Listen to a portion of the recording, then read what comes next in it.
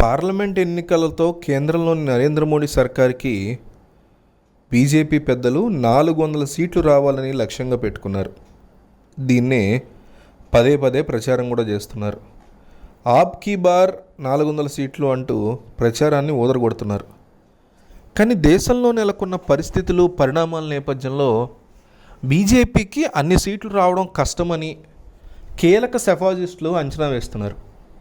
ఈ విషయాన్ని బీజేపీ కూడా గ్రహించింది. అందుకే తమతో కలిసి వస్తామన్న ప్రతి ప్రాంతీయ పార్టీని భుజాల మీద ఎక్కించుకుంది.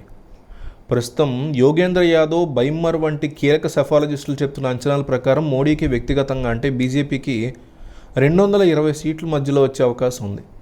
ఇంతకు మించి ఛాన్సే లేదని ఎంత చెప్తున్నా ప్రస్తుత పార్లమెంట్ ఎన్నికల్లో కాంగ్రెస్ నేతృత్వంలోని ఇండియా కూటమి బాగానే పోరాడుతోందని, దేశవ్యాప్తంగా మైనారిటీ ఓటు బ్యాంకు ఇండియా కూటమి వైపే ఉందని చెప్తున్నారు.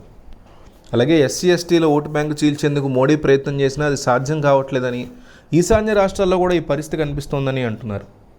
ఉత్తరాదిలో కూడా రైతులు మోడీకి వ్యతిరేకంగా ఉన్నారని, దీంతో బీజేపీ 200 సీట్లు వస్తే ఎక్కువ వచ్చినట్లేనని వీరు అంచనా.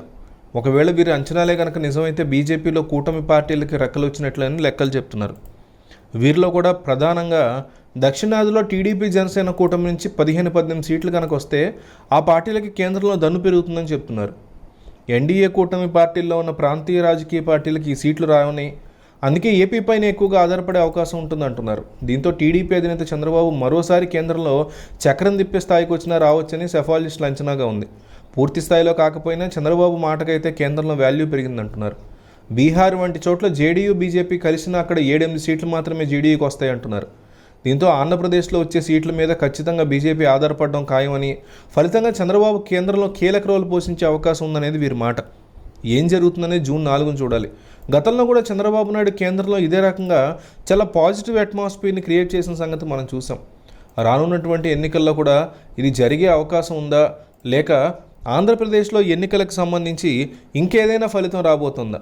అంటే చంద్రబాబు నాయుడు గెలుపు కాకుండా జగన్ గెలుపు అవకాశాలు ఎక్కువ ఉన్నాయా? ఈ విషయాన్ని కామెంట్ చేయండి.